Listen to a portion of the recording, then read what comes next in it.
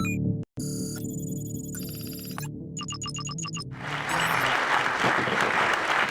here today to talk a little bit about culture in the workplace. I want to read one quote to get started. Kind of helps frame things about the importance of this issue. And that is a quote by Jim Collins, who's an author of the book Good to Great. I don't know if anybody's read it, but if you haven't, you should probably look into it as you enter the workforce. And that quote is this: determining the right people, the good to great companies place greater weight on character attributes than on specific educational background, practical skills, specialized knowledge, or work experience. Think about that for a second. People, they care more about you as a person and then character attributes than in all your technical skills and actual intelligence around the field that you're looking into. Personally, for me, I've said that. Some of my team members are here tonight. It's one of the things I say all the time, that I don't think this is the case with them, but I'd rather have B-level talent with great character than A-level talent that are jerks. Fortunately, here with the Santa Cruz Warriors, we have A-level talent with great character. Shout out to them that are here today. But the way I want to talk about tonight, and I think culture is two things. I think culture is an art if you're viewing it from a company or a leader of an organization's perspective.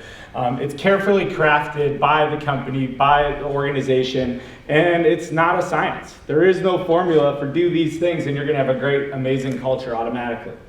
But I think as you view it from the participant or yourselves going into the workforce or the members of the staff, I think in that regard, like as an employee, I think culture is a skill. It's tangible. You can learn it, you can get better at it, you can improve, and ultimately the stronger your skill set in that culture space, the better off you're going to be. But for both, there's no exact right and wrong. It's a lot about feel. Before we hop into that, I'll give you a brief background about myself. First and foremost, I went to a Jesuit liberal arts college, just like all of you, for a small school, only 3,000 people, called Des Moines College in Syracuse, New York. So I can relate to the type of education you're getting, the size of your school, and I think it's awesome. I'm excited to be here today. Within a week of graduating college, I had to move across the country for my job with the Warriors. Didn't know a single soul, moved from upstate New York to San Francisco, California to be a group sales account executive at the Golden State Warriors in 2005. So a couple of things about that job. I was a glorified telemarketer, and the Warriors have won more games this year than my first 3 years combined. So it wasn't exactly the high time for the Warriors winning basketball left and right, but I was tasked with making outbound phone calls up to 100 a day, getting in touch with groups and who wanted to bring out a block of people to come to a Warriors game.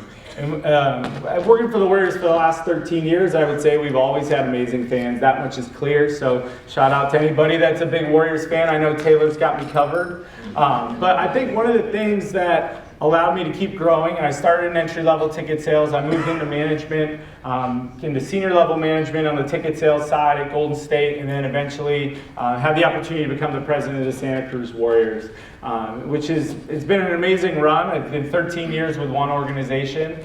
It's felt like two with old ownership and new, and the change in culture that happened. But I think one of the keys to my success were things like hard work, dedication, passion, and all the things that have led to a lot of successful people. But I think one of the things that I'm most proud of is I was a culture all-star. I was all about getting to know people, building relationships, getting to know people across the entire company and entire organization at all different levels. I used to pride myself in remembering every single person's name in the company when I saw them in the break room. Now I only go up to Oakland once in a while and there's a lot of new faces, so it's a lot harder for me. But my 17 people in Santa Cruz, I got them down. I think ultimately I was never power hungry or greedy or itching to get promoted. I just wanted to soak up as much knowledge as I could and build relationships with people. And ultimately that's what allowed me to get promoted to the role in Santa Cruz, to run an entire organization, is those relationships that I've built and the confidence that leadership at Golden State had in me to do so. Before I get into the actual culture part, there's one piece of advice I always feel necessary to share whenever I speak to a group of aspiring professionals. And that's so oftentimes you encounter people that are itching to get that next job and to get that promotion. And if I only had that job, I would work so much harder, do so much better. My piece of advice to you is always work on how you're going to get the headset to stay on your ear as opposed to bend.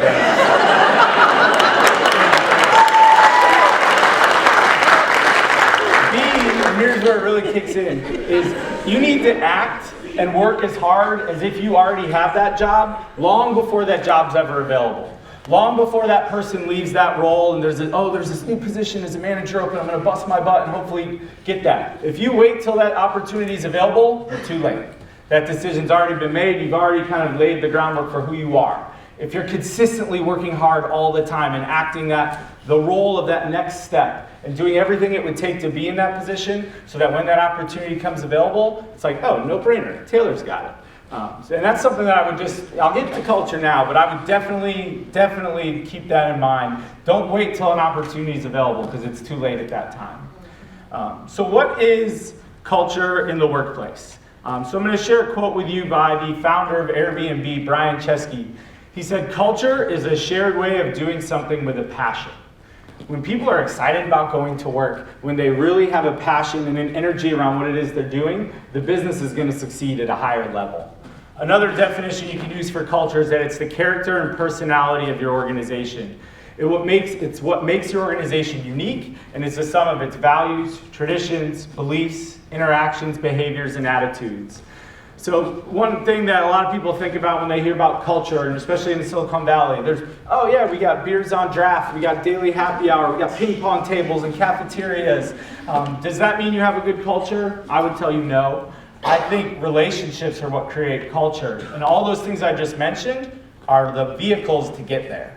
Those perks are vehicles to help team members build those relationships. So oftentimes having all those cool perks lead to great culture because of the relationships that are formed. I can tell you right now, my staff would love a kegerator, a ping pong table, all these things in the office. But I'd argue we have a good enough culture without some of that stuff. Why is culture important? So here's where I'm going to kind of diverge and get into the art versus the skill. So the art is you think about being a leader of an organization or as an organization as a whole. Culture is important because it attracts talent. It helps with employee engagement, employee retention, and just general happiness of your team. And general happiness of your team and all those things like better talent, engagement, that's going to lead to better financial gain for your company every time. One idea would say that culture either strengthens or undermines your business and its objectives. Which really, at the end of the day, it makes sense, right? If you got a sour culture, your business is not going to be thriving all the time. It's going to suffer. And on the other end, if you have a phenomenal culture that you've created in your atmosphere, your business will gain. Another quote that I could give you from Simon Sinek is that customers will never love a company until its employees love it first. So if employees are happy and love waking up in the morning and running to work and can't wait to be there, it's obviously going to show in their output, their productivity, and it's going to show in company success. From the skill perspective, why is it important to be a good contributor as a participant to the office culture? It's because when people interact genuinely and they're open to each other's influences, they're going to gain new insight. New ideas will be shared. You'll open your mind to different ways of thinking. The workplace is like a family. It's like a nuclear family. Family gets along because they have a lot of commonalities, they know how to communicate with each other, and they're all working towards one goal. And if relationships are meaningful and bonds are deep at the workplace, communication is strong, success is going to come. And in reality, and I know most of you are not out into the professional world full time yet, but let me let you in on a little secret. You will spend far more time with your coworkers than you do with your family. That's just the way of work these days, unfortunately, but that's the case.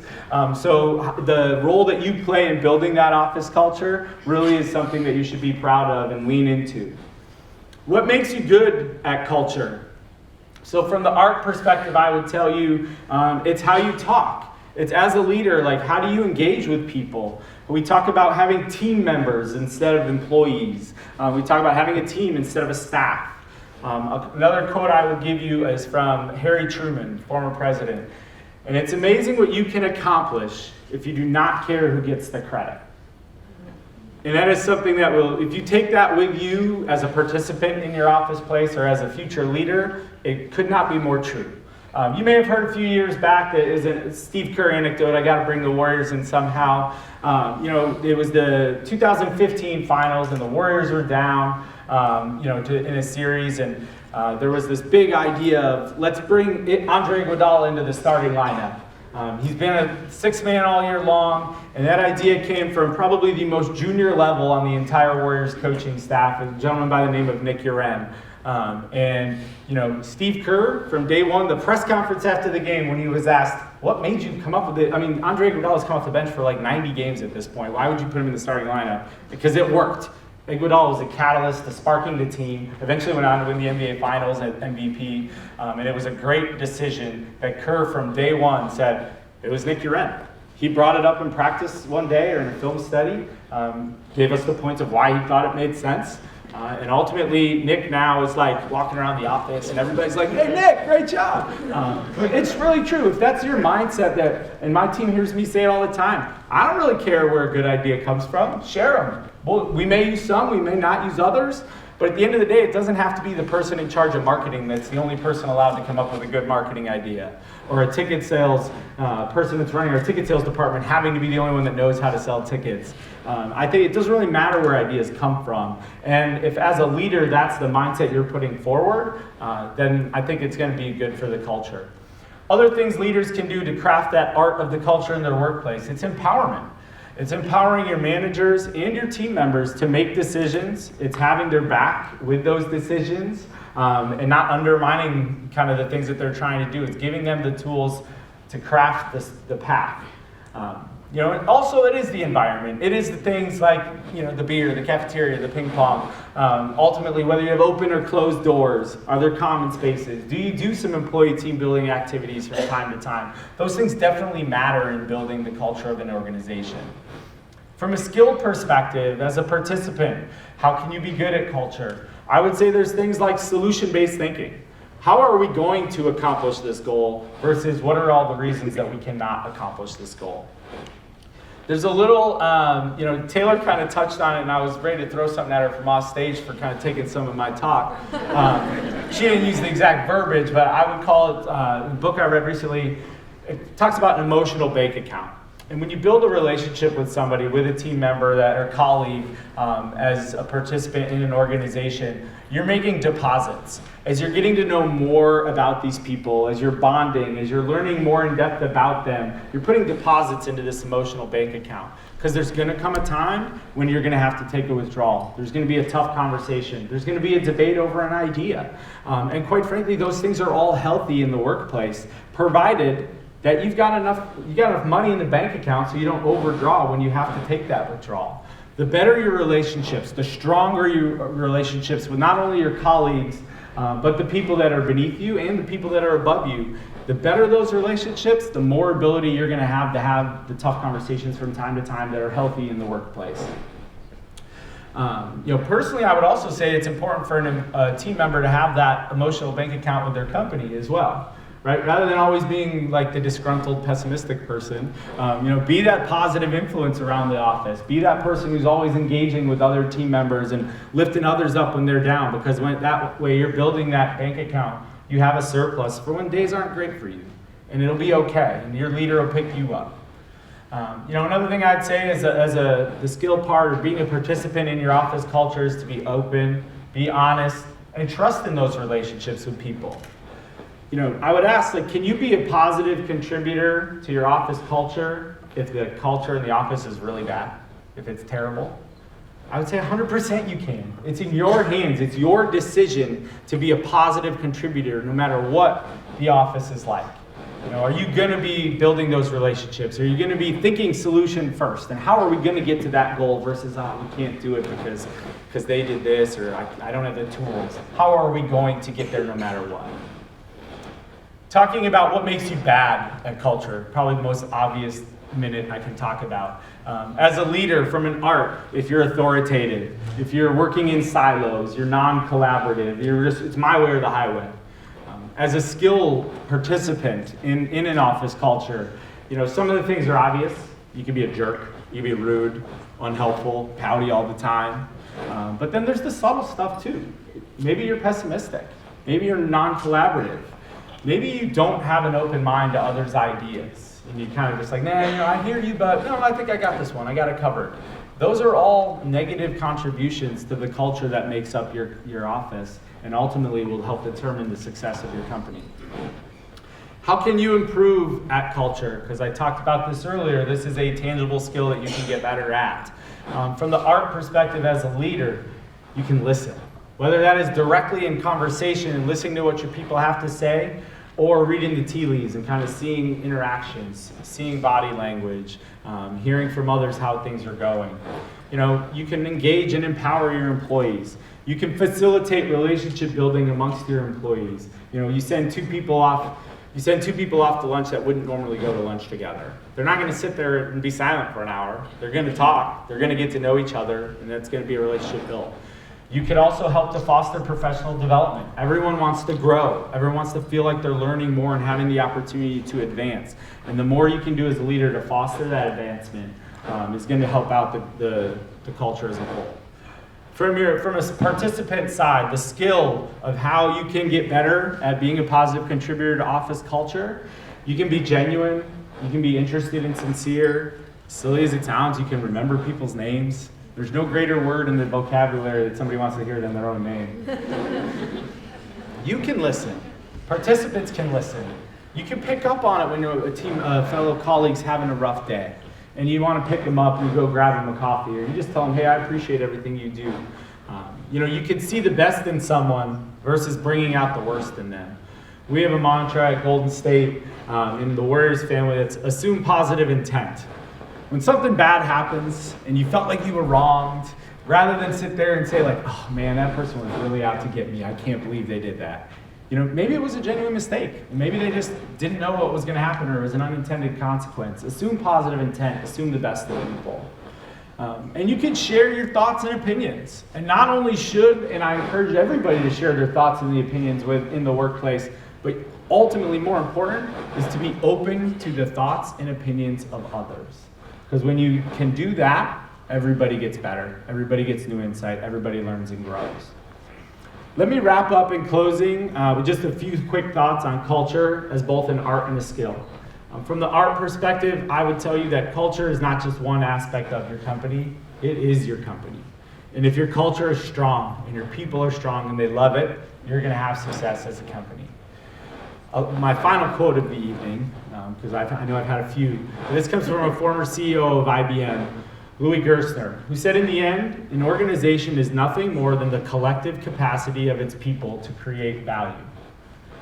So in the end, an organization is nothing more than the collective capacity of its people to create value. It's the people that are there, how they interact with each other, how they feel about coming to work that's ultimately going to allow them to perform at a higher level and lead to greater success as an organization. And if culture is not maximized, or if culture is not prioritized, then the success will not be maximized. From a skill perspective, I would leave you with the fact that culture is 100% controllable by you. As a participant in your future organization or your current organization, it is your decision to be a positive contributor to the culture in that office. And it's something you can work to get better at, and it's something that is 100% controllable, which is awesome. I'd like to thank the leadership team at TEDx Santa Clara for putting on this amazing event. I'd like to thank Sid Nakam, who was a team member at the Warriors last summer and asked me to be here today, and it was great to have him as a part of our office culture last summer. And I'd like to thank all of you guys for coming and being here tonight, and let's enjoy the rest of the evening.